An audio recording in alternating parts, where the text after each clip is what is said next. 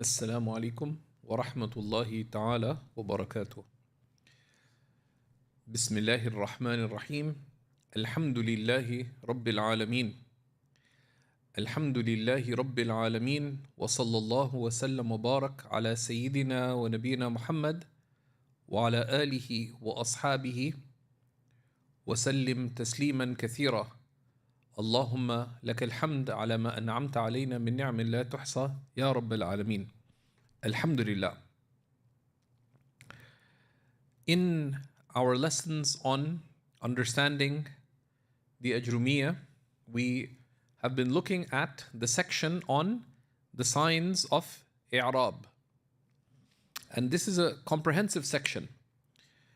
So today we're going to be looking, bi'ithnillahi ta'ala, at the completion of the section on the signs of i'rab, and then a summary section, which is the section on what's called al-mu'arabat. And that really is mentioning things in summary. And the ulama mentioned that generally the earlier scholars would mention things in detail and occasionally mention things in summary afterwards, because they relied on the ability of the student or their attention to capture the details. So it mentioned things in large amounts and said, by the way, this is how it's summarized. And that's called at-tafsil thumma al-ijmal. Right? Detail and then mentioning it in summary. To give you sort of like almost like a cheat code, not like a cheat code, like, this is what it comes down to. Though most of the later scholars would do it in reverse. They would mention things in summary and then go into the details. So we've been looking in the previous lessons at the signs of i'rab. So just to recap quickly, what is i'rab itself?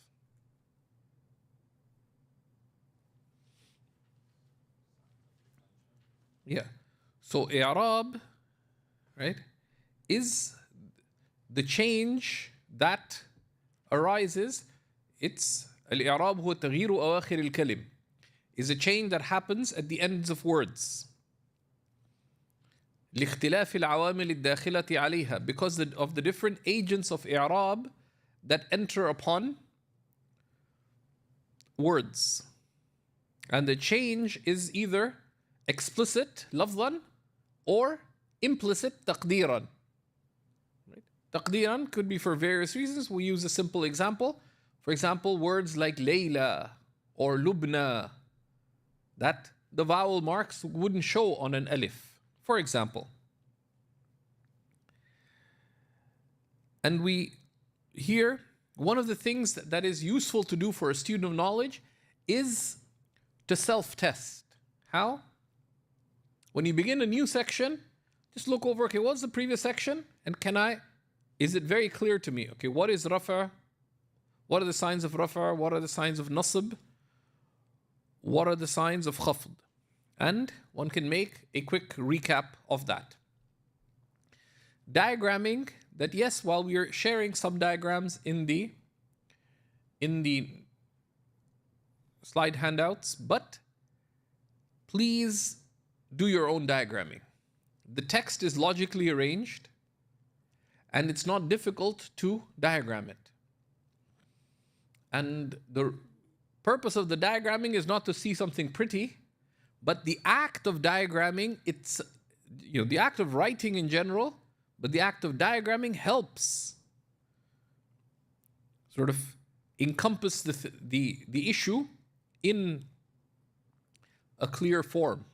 So the ideal case is the student would do both things. They would both write out the text And the best way to write out a text is to do so logically. They say that waste is blameworthy, but so is stinginess. And one of the types of stinginess for the student of knowledge is to be stingy with paper. To be stingy with paper. And the stinginess with paper is when you take notes that are too compressed. So you write notes that are small, that are too small. Also, if you write them in pencil, because one day you will grow old. And trust me, your sight 25 years from now won't be the same, most likely, as it is now. And you'll be so thankful that you took notes in pen, notes that were legible. But also, leave spaces in the margins. Have a method that you follow for taking your notes. And there's many different methods. People like different methods. One of the methods that many praise is what's called the Cornell method. You can find it online. But generally, the ulama would suggest a few simple things. One is leave wide margins on each side. So you could add details. Only write out the text itself in the first third or so of the page, maybe half the page. Leave blank lines between the text itself, like the method, like the text of the Ajrumiyya. So if you have that, then the bottom side is for notes, but by leaving a gap, you could put examples under the text. If you follow along in, for example, the Tuhfa Saniyya, for example. Another thing it's also useful to do is only write on one side of the page. Because the other side, you can doodle a diagram or add other things that are useful afterwards. But there's many different methods that one can follow. And you could classify the ulama between those who had beautiful writing and those who didn't. And there's ulama who had dreadful writing. Just like you can classify the ulama between the ulama who took exceedingly good care of their books. Some ulama would even polish their own books. Like, the covers would be leather, so they'd polish them and put them out in the sun so that they wouldn't get affected by moisture. That's one of the things a lot of ulama would do in summer months. They would take out all their library, and others would say, who has time for all of that? So their libraries would be considered dangerous. One of the ulama would tell people if they entered his library that you enter here at your own peril. That there's no liability if you trip over something or if anything falls on you. But this act of taking notes is a key element of active learning. And the best time for active learning is right in the beginning. If one knows a text like the Ajrumiyya really well, the same skill applies to anything else. Okay. So the first thing we're looking at today is the section on the signs of Jazm. And the signs of Jazm are few because Jazm has, in a sense, a more restricted use than the other cases. Because what's the default i'rab for most words? It's rafa. The default is rafa. Certainly for asma, and also for the fi'l al-mudari' in its plain vanilla state. The basis is rafa, unless some agent comes in and takes things out of the default state. Asma also get affected by nasb, correct? And by khafd. But asma don't get affected by jazm. Af'al, so the mudari' takes all three states. Is by default in rafa, but a nasib can enter into it to put it in nasb, and a jazim can come into it to put it in jazm. But Af'al, what state do af'al not take? Khafd. They do not take khafd. So, so khafd is more rare because khafd does not relate to asma, and khafd does not and as you'll notice, khafd only affects a certain subset of af'al. So he tells us, Babu ma'rifati alamat al-i'rab, this is the section we're in. In Jazm he says, فأما السكون للجزم علامتان فأما السكون فتكون علامة للجزم في الفعل المضارع صحيح الآخر.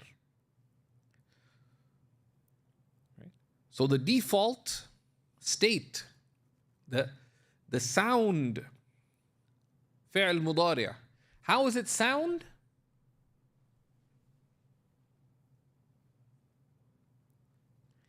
So there's صحيح الآخر that has a sound ending. What is the other kind of ending it could have? It's what he mentions next, which is المعتل الآخر, that has, it's معتل الآخر, it has, the ending is one of the حروف العلة, which is the waw, alif, or ya. So the sukoon is the sign of jazm in the fi'l al-mudari' that has a sound ending. For example, lam yajlis zaydun. And normally, of course, when you read this, you don't say zaydun. But for reading purposes, lam yajlis zaydun. So in itself, like if you took out the lam, you have yajlisu zaydun. Yajlis is, what is yajlis? Fi'l mudari'. And what state is it in? It's in rafa, right? Just yajlisu zaydun. And the sign that it's in rafa is the dhamma at the end. And Zayd is the fa'il. But when these are called the jawazim, there's a chapter coming up for them. When the lam enters, it does various things. And we'll analyze these when we come to them. It negates the meaning, propels it. Which direction? Lam. Yeah, throws it in the back. As opposed to len. Right? Let's say, Sister Huda had an argument with her best friend. So he said, or with her brother. Okay, that's with her brother. Okay? It says, len tajlisa huna. Talking to women is a little more complicated, but just to use the simple ending, because with لن تجلس هنا, len throws it into the future, right? But لم أجلس, I did not sit. لم أجلس, it throws it into the past. And we'll be looking at these two types of these agents, but some people get confused by len, by lam, okay? And sometimes making mnemonics for oneself like lam madi. Okay? Right? Lam yajlis zaydun. So the fact that there's a sukoon, that's the sign of it being in jazm. Lamma ta'kul layla. So if you didn't have lamma, it would be ta'kulu layla. Layla is eating. Why isn't there a dhamma on layla?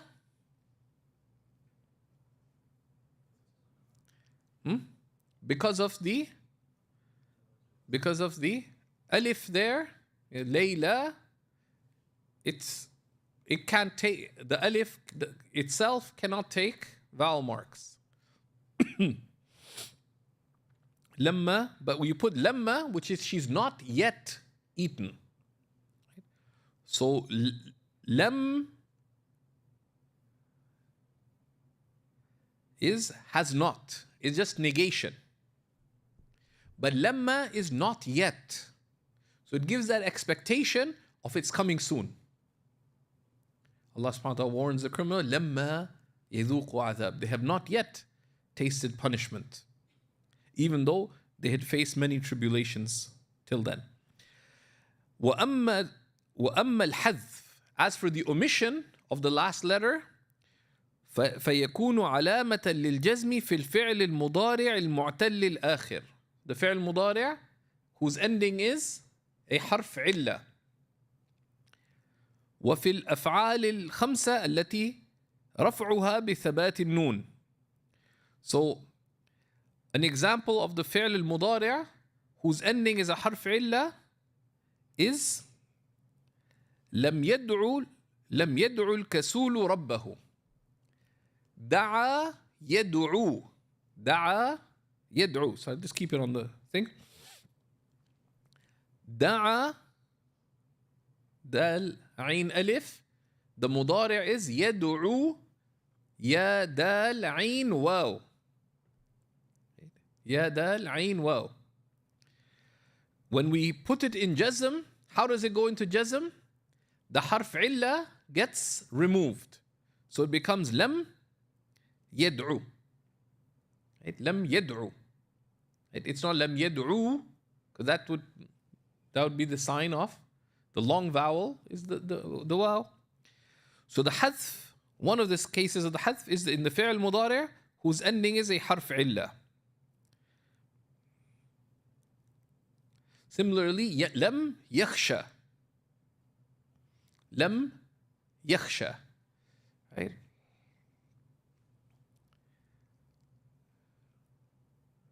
It's yakhsha. So you say yakhsha zaydun rabbahu. Yakhsha, it would have here where we have the sheen, there would be an alif maqsura. Yakhsha zaydun rabbahu. Zayd is in awe of his Lord.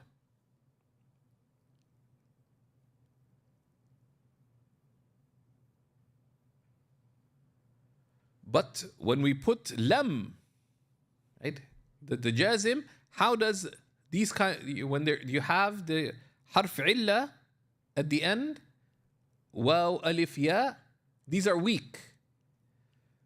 So you couldn't put a sukoon on it.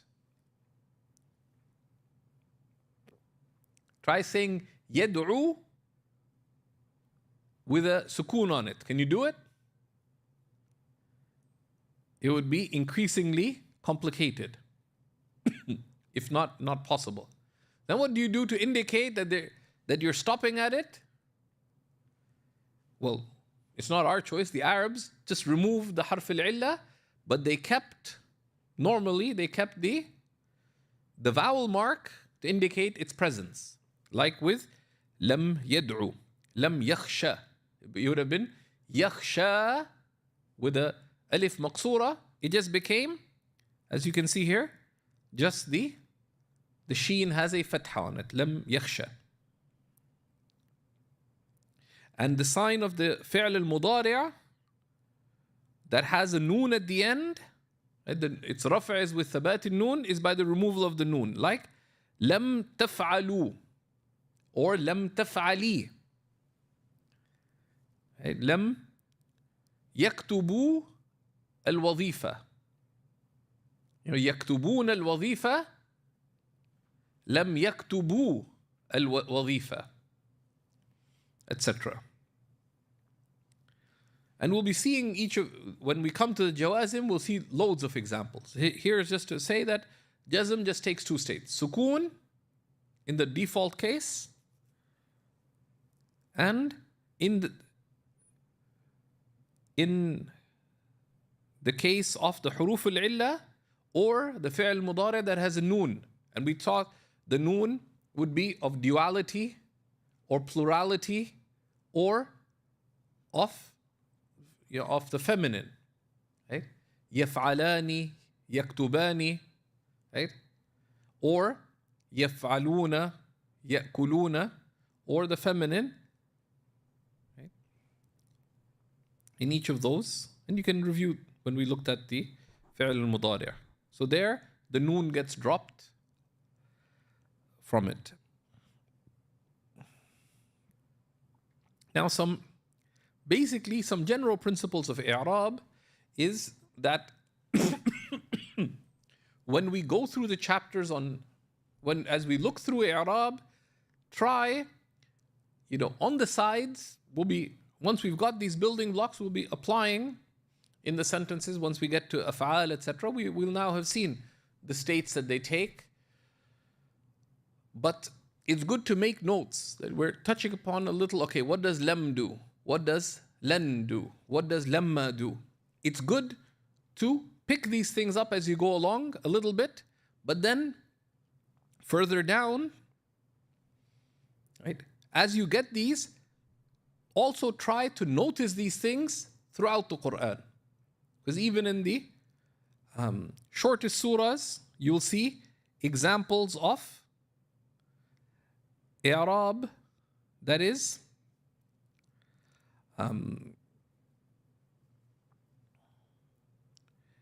quite,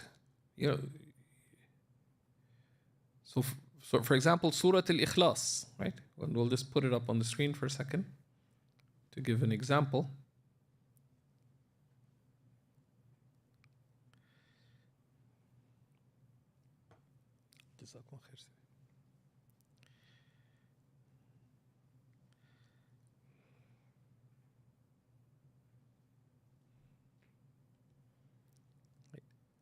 So if we look at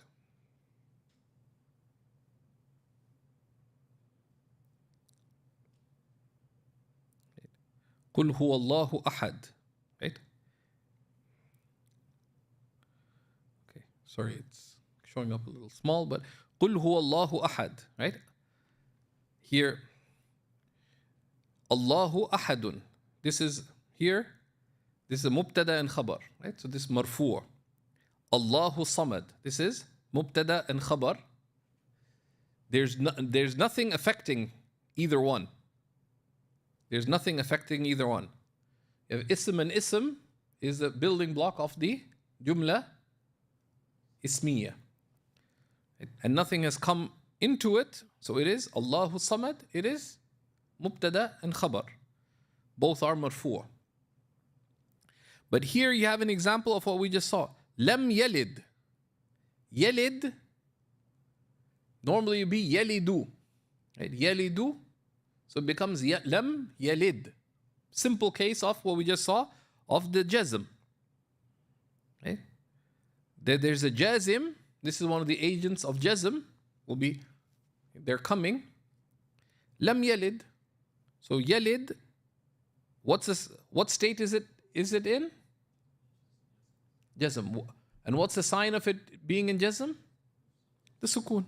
Similarly, walam yulad. Same. Walam yakun. Again. Example jawazim.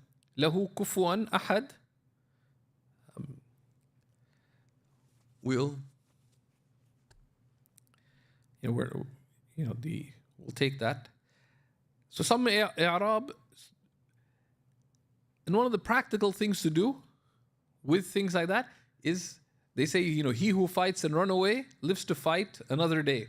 So you pick up certain things and you're like, yeah, I know that. The other part, and then what is walam yakul lahu? What's going on with this? And what? I don't know. Okay. Are you about to write a tafsir and you're stuck somewhere? No. Right?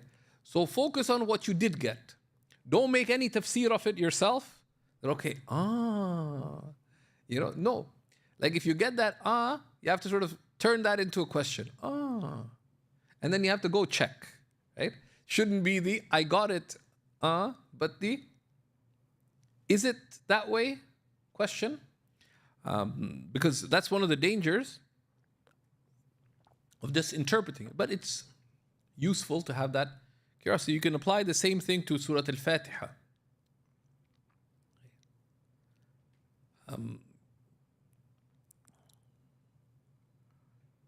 Though it's Surah Al-Fatiha is significantly more complicated. And sometimes there's short statements that are exceedingly difficult.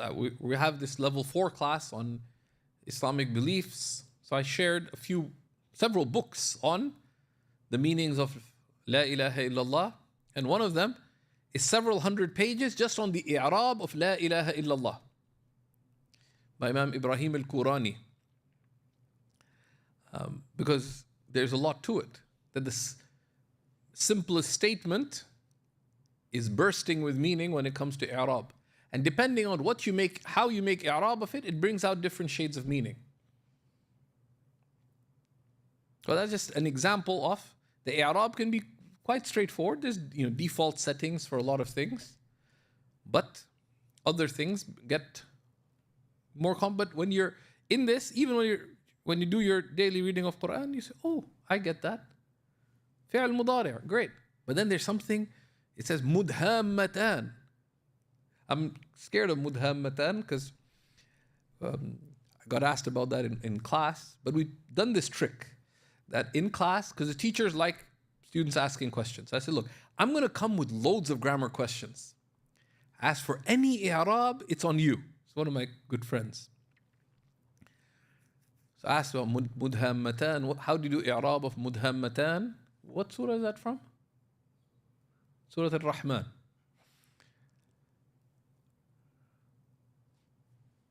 So we had an agreement. Teacher asks questions, I'll jump in by default. Teacher asks i'rab, you jump in by default. And my friend loved the i'rab. I don't know why. But so in this, it's good. As you go through, you'll notice a lot of surahs have straightforward i'rab. وَالْعَصْرِ إِنَّ الْإِنسَانَ لَفِي خُسْرٍ. Inna, that's one of the that enters on a sentence and it does this. Okay, we'll be seeing it in a bit. Inna al-insana. Okay, inna, so therefore insan. There's a fatha. Okay, great. So it's good to catch the things that are clear. Lafi khusrin. Fi and then khusr. Why is it khusrin? Yeah, because there's a harf al-khafd, which is the fi. Lafi khusr. So khusr has a kasra at the end. Kasra and tanween. Because there's fi before it. Okay. So you pick up the obvious things. Other things are complicated. It's okay.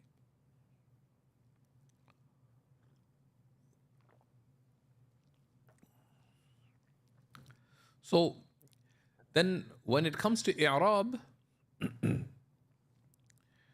he begins looking at in the text, he starts looking, when we go into, he starts looking at af'al and how af'al are affected, and then he looks at the things that affect the asma.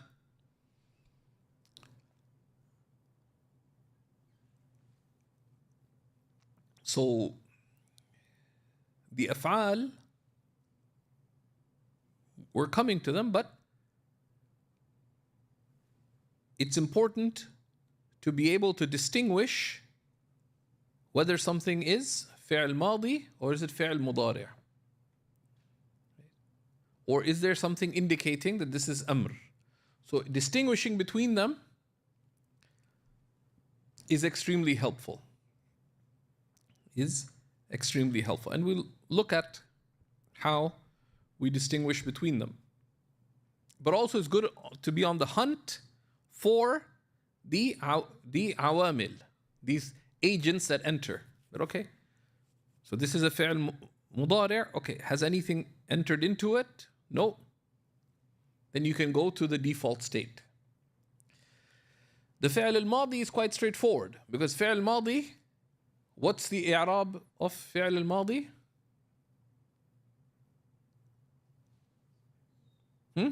It's mabni. It's not subject to i'rab. It's unchanging. Right? So ضرب زيد عمرا, he hit him already. It's gone, done. It's not changing. So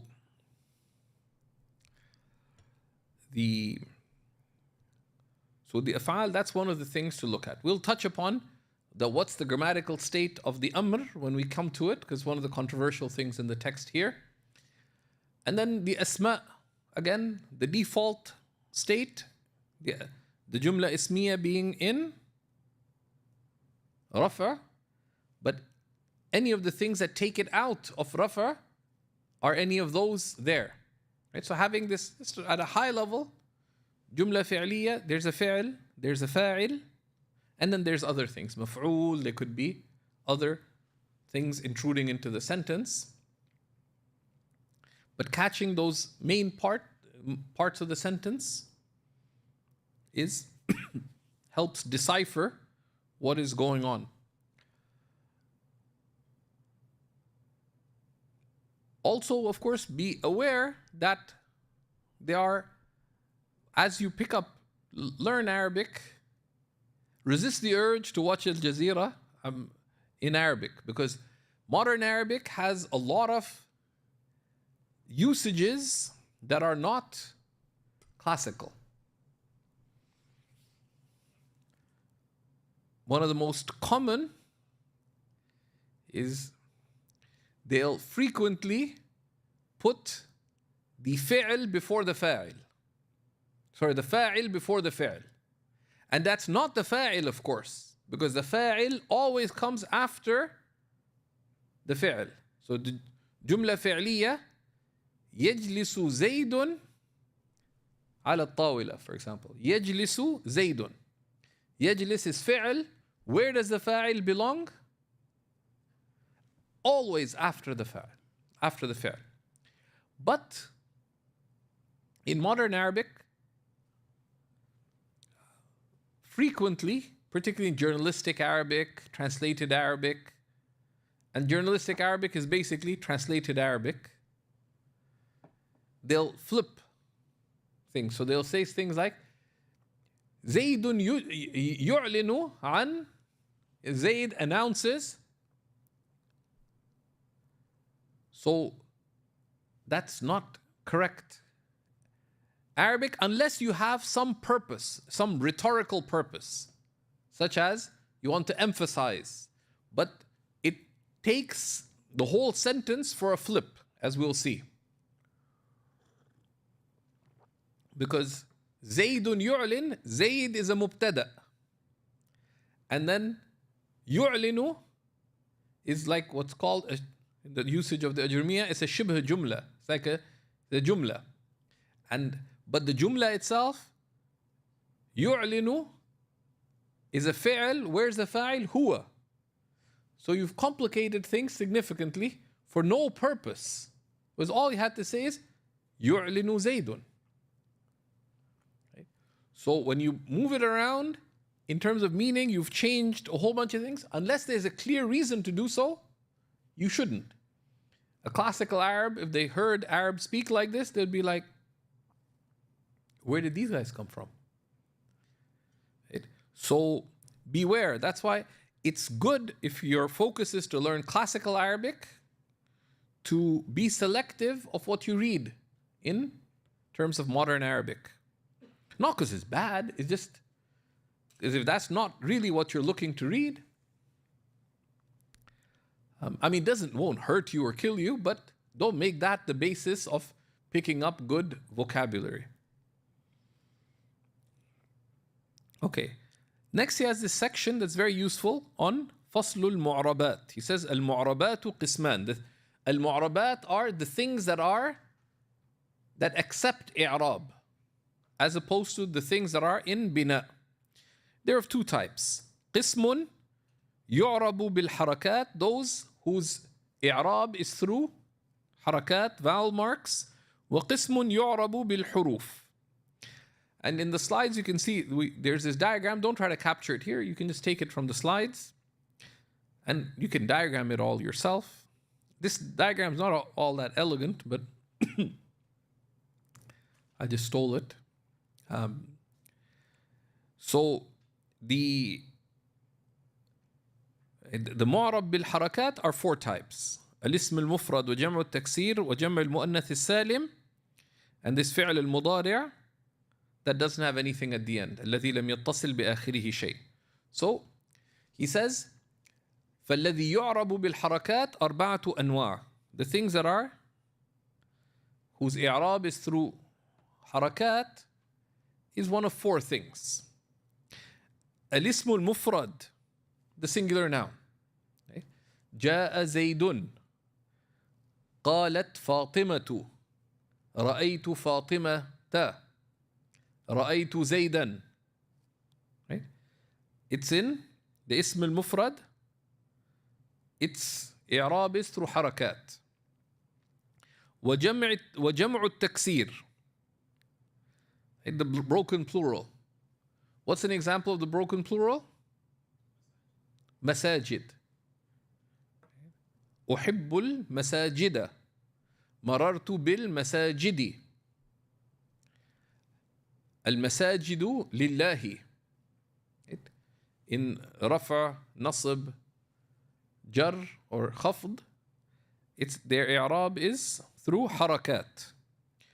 وجمع المؤنث السالم, the female sound plural, which would be, what's an example of female sound plural? مسلمات, right? قالت المسلمات. رأيت ماذا؟ رأيت المسلمات. And مررت بالمسلمات.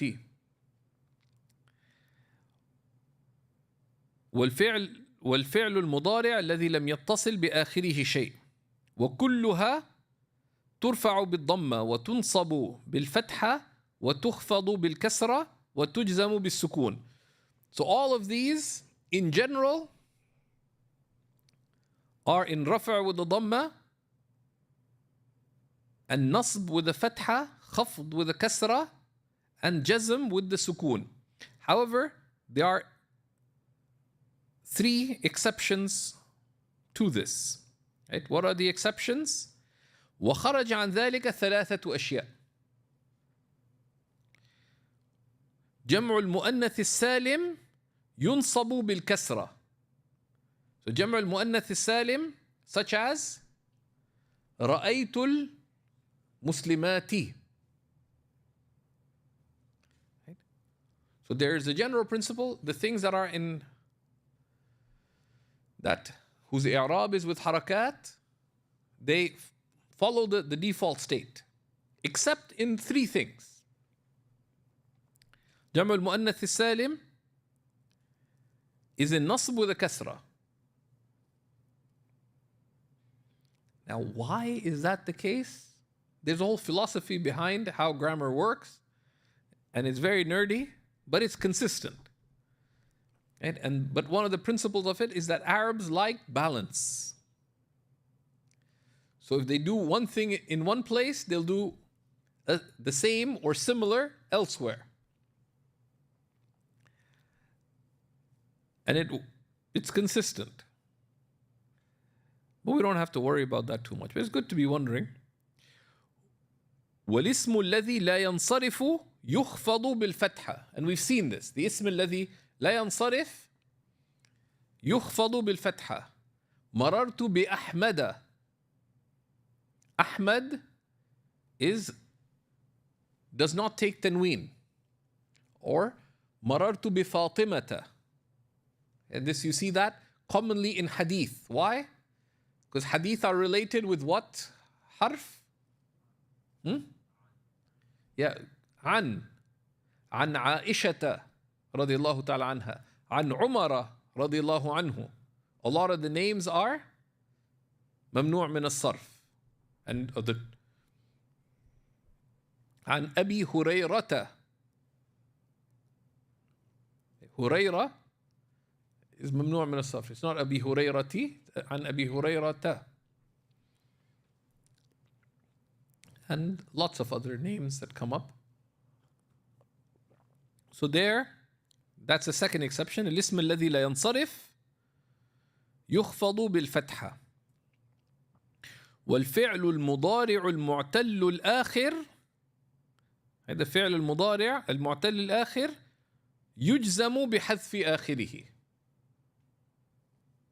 And we saw examples of that just recently. لم يخشى. Okay? يخشى became لم يخشى. يدعو became لم يدعو. لم يدعو. We keep it brief.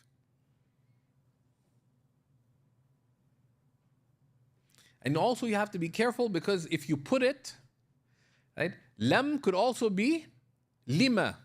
Right? So if you wrote lam yad'u, but you put it with a waw, and if there's no vowel marks, someone will say, is he asking a question? Lima yad'u? Why? Lima? And you can say lima or lima without. So it would just it can look just like lam. It would be lima. Why is he making dua?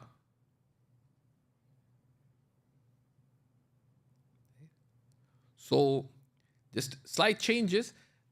Another thing to keep in mind is don't trust Arabic books when it comes to tashkil. They say the editorial process has not been implemented in most of the Arab world.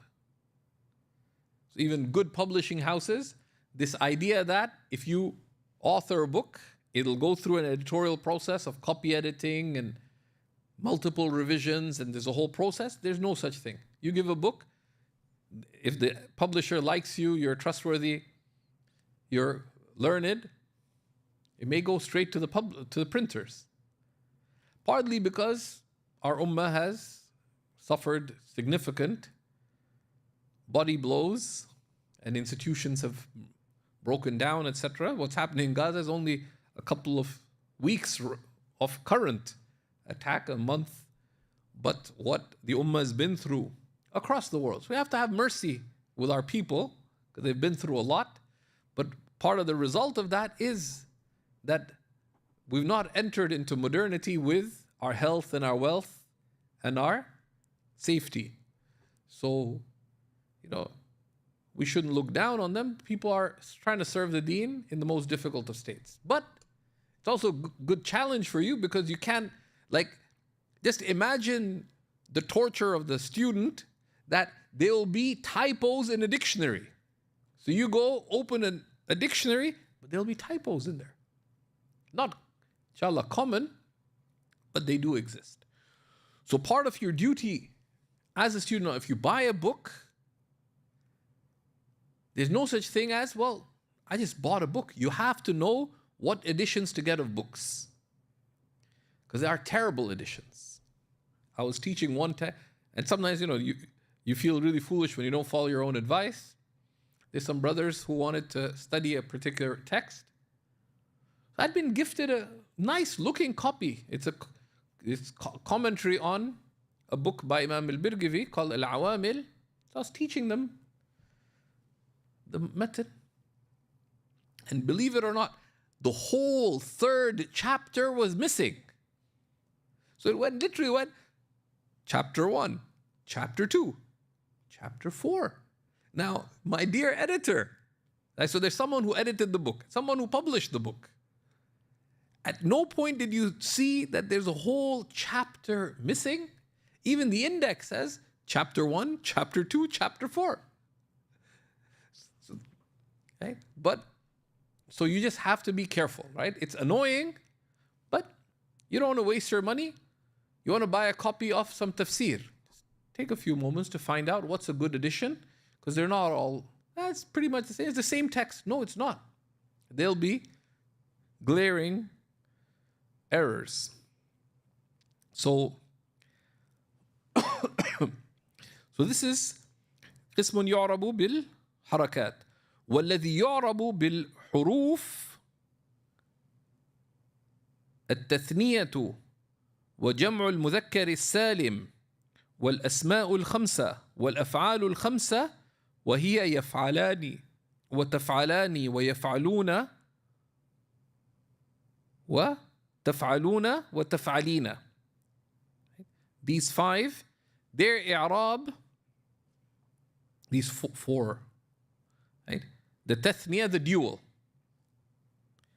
and the jam' al-mudhakkar al-salim, and the asma' al-khamsa, and the af'al al-khamsa. These, so the muthanna, the dual, is in rafa' with the alif. Al-waladani yajlisani. The muthanna, al-waladani, for example. Of course, I fell into my own trap. Right? Al-waladani yajlisani. This is modern Arabic, right?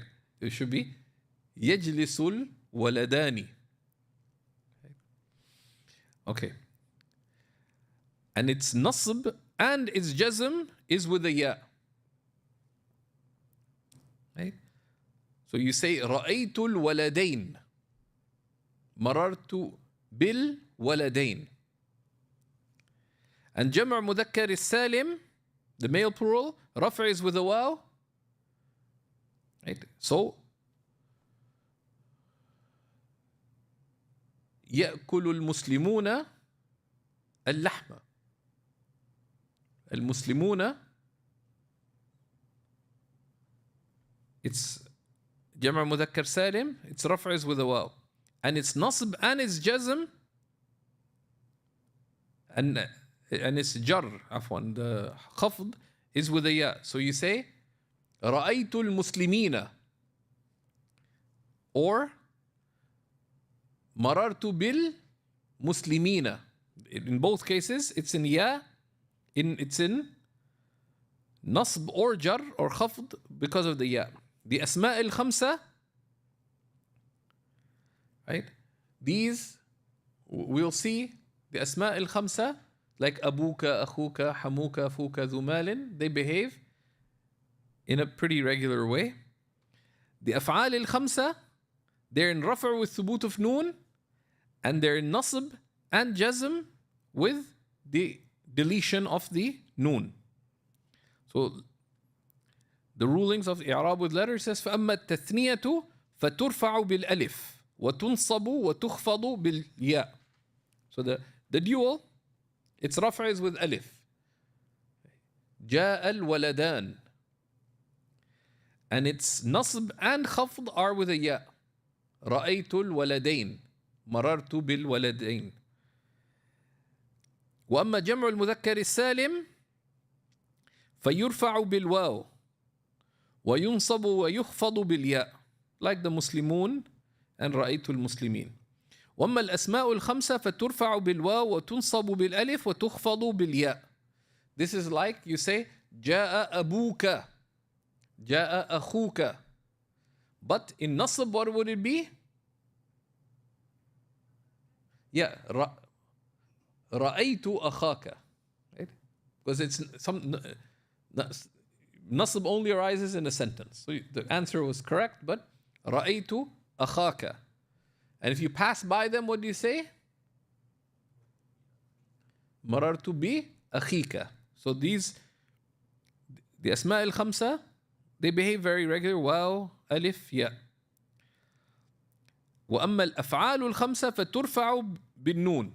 يفعلون, تفعل, that we just passed by. And their nasb and jazm is بحذف النون.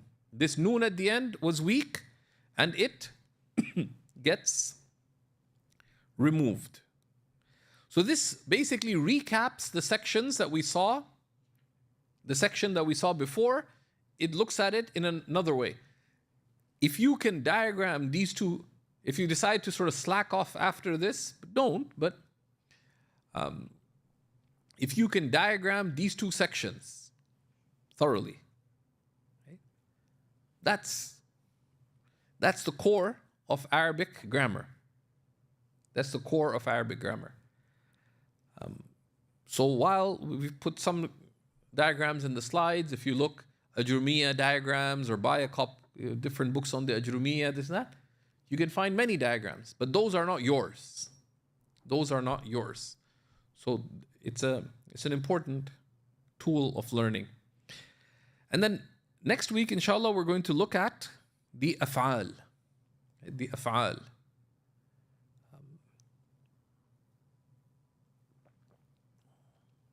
Of course, the af'al also relate to the issue of the chicken and the egg. What came before, the chicken or the egg? So here the issue isn't the chicken and the egg, but what comes first, the verb or the noun? So the verb would be, for example, the fi'l or the ism, and the ism being the masdar, the verbal noun. So if you say كتب يكتب, for example, جلس يجلس جلوسا. Julus is the verbal noun. So what comes first? Does the action come first or the meaning of the action? Something to think about. It's beyond our level, but this has implications. This has implications, even in terms of how you would approach interpretation of the Quran.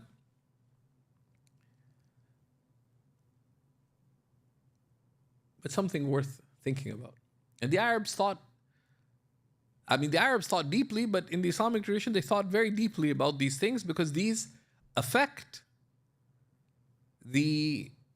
how we understand the meanings of the Quran, how we understand the meanings of the Sunnah of the Prophet ﷺ. Because little things make a big difference in Arabic. Just to give a simple example, the Prophet ﷺ said, "Umirtu an uqatila an-nas." This is an example from nahw, but also sarf. Umirtu, I have been commanded, an uqatila. An, what kind of particle is it? Nasb. Right? So an, that's why uqatila has a fatha at the end. It's a fi'l mudari'. أقاتل أنا. It's got a fatha on it because of the an. And أقاتل الناس. الناس has a fatha on it. And أقاتل الناس because nas is maf'ul. I've been commanded to kill the people. That'll be this. But there's the nahw of it straightforward. However, that's where you should not neglect sarf. Because aqtul is to kill. Qatala, the basic form, and if you follow the verb charts of things like Hans Weir, they have these verb charts, form 1, 2, 3, 4, whatever. The Arabs have different forms, but just the simple qatala form means to actually kill. But qatala yuqatilu muqatalatan is to fight. Does not mean to kill. I've been commanded to fight the people. There's a big difference. But then the al in Arabic, what does it mean?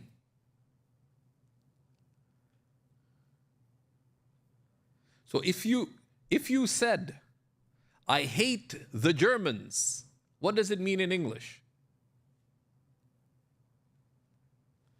The default in English, for example, if you use the definite particle the default assumption is categorical. You hate all Germans. Don't, because that's being racist. Right? But that's not how Arabic works. And the definite particle in Arabic could be categorical.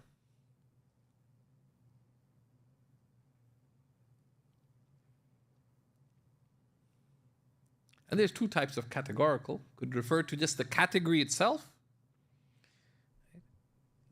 Like when you say, Al-Asadu qawi, the lion is strong. You're talking about the category of lions. You're not saying all lions are strong. But there's also an encompassing al, which would convey the meaning that all lions are strong. But the other type of al, so there's categorical or it's referential. Referential does not mean like the Germans. It is referring to some subset of the category. I've been commanded to fight the people. This in Arabic called Lamul Ahad. It's referential. It's common in the Quran. And there's different reasons. And we see some in later examples, but there's the richness of the Arabic. For example, in the verses of light in Surah 2 it says, Al-misbahu fi zujajatin. Al-misbahu fi zujaja. Az-zujajatu. Right? Al-misbahu fi zujaja. Az-zujajatu. Right? The lamp is in glass. The glass, which glass? The one just referred to now. So, but the default in Arabic is that the alif lam, the definite particle, is referential, not categorical. So I have been commanded, so it's not I've been commanded to kill the people. It's to fight, number one. Now, which people? The hadith commentators across the board, An-Nawawi, Al-Qurtubi, Qadi Iyad, Ibn Hajar, Al-Aini, the great hadith commentators, all state that there is agreement that this is specific. This An-Nas, the people, is specific. Some, like Al-Qurtubi said, it's specific to the Meccans when they broke their covenant. And because they agreed at Hudaybiyah that they will not fight each other. There will be a period of peace. But then they broke the covenant. So I've been commanded to fight them. The people meaning Quraysh.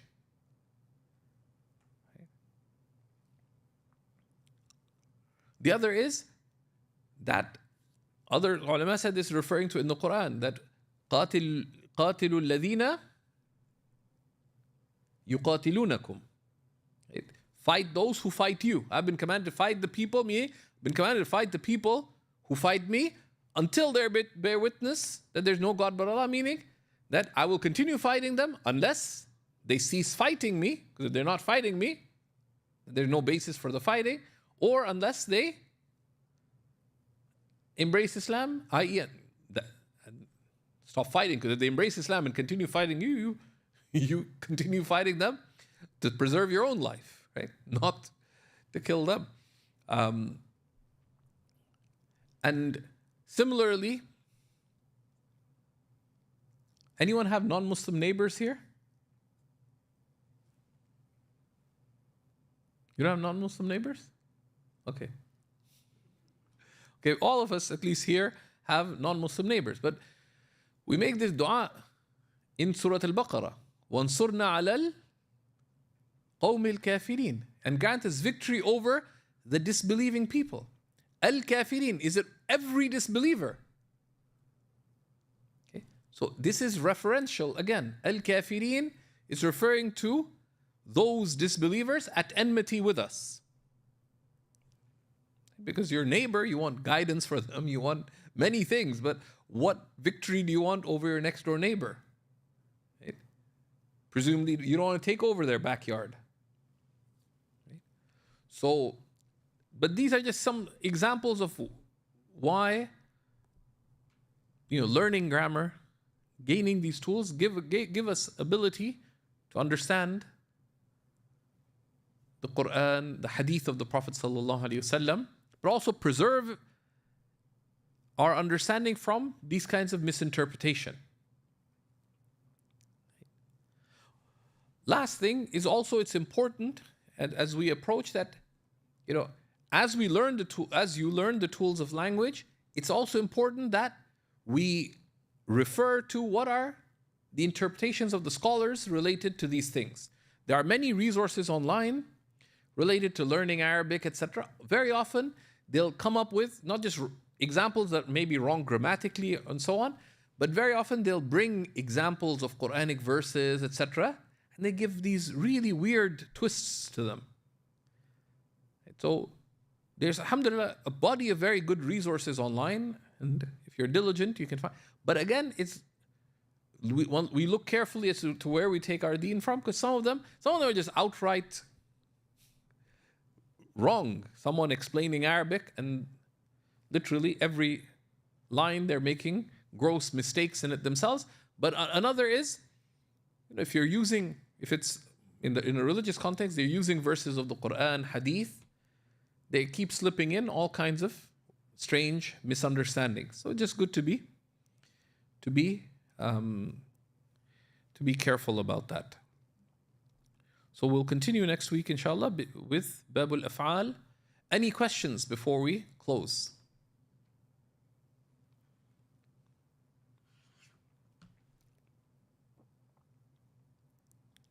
Go ahead.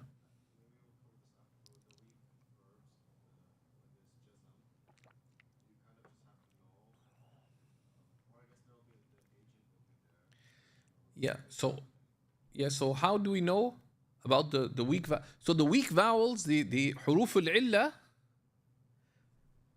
these come up in sarf, in detail. Like what happens, how do words behave if the harf al-illa is in the beginning, the middle, the end, in the default state, but also in conjugation, like what happens to the fi'l mudari', etc. So there's a bunch of this that relates to sarf. Specifically, when it comes to jazm, what happens? For example, when you say lam yakhsha, the ya is because it's mudari'. So then just two letters are there. So something is missing. Why is it missing?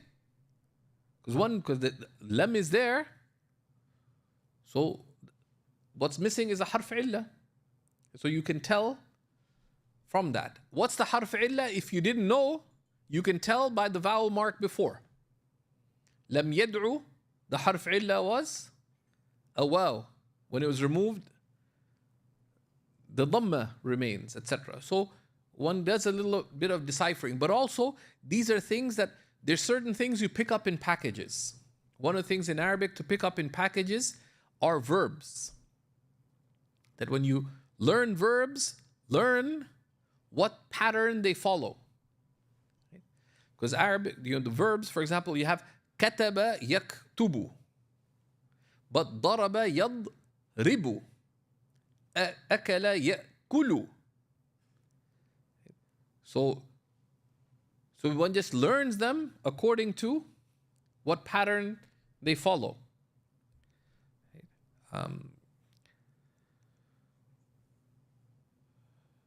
Amila, ya'malu.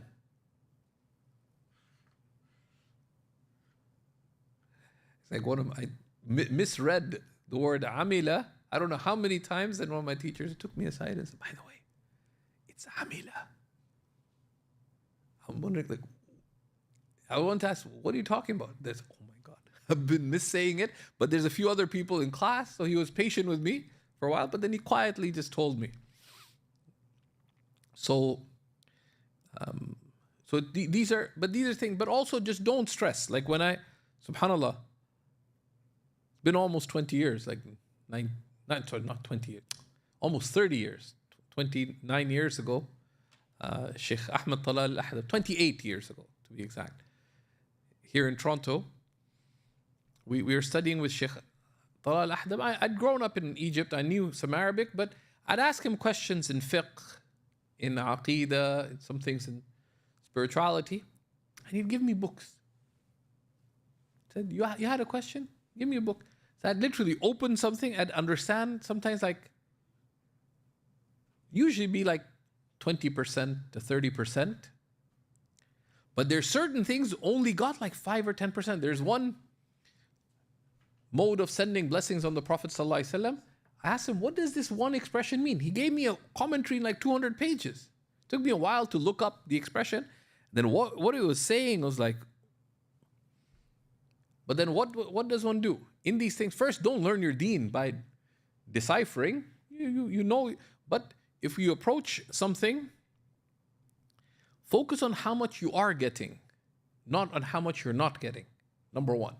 Number two, normally seek out things that are suitable to your level. Seek out things that are suitable to your level. But if something complicated, sometimes it doesn't hurt. Just say, okay, what did I get? And you work on it a little bit, but also know when to lose. Okay, I can't figure out what this word means. Okay, I don't. That's it. Life goes on. But then one can take that to one's teachers to gain clarity. And some things, I've taught, like there's a bunch of vegetable names that, frankly, I'm not that interested in knowing about because I'm not about to eat them. And if I eat them, they'll be cooked. So I don't really need to know what that purple thing in the Moroccan dish is. So sometimes it's good, that I don't know what that word means. I'll get to it. So that also helps significantly, bi'idhnillahi ta'ala. We ask Allah subhanahu wa ta'ala for steadfastness and facilitation. وصلى الله وسلم وبارك على سيدنا ونبينا محمد وعلى آله وصحبه وسلم والحمد لله رب العالمين وبارك الله تعالى فيكم.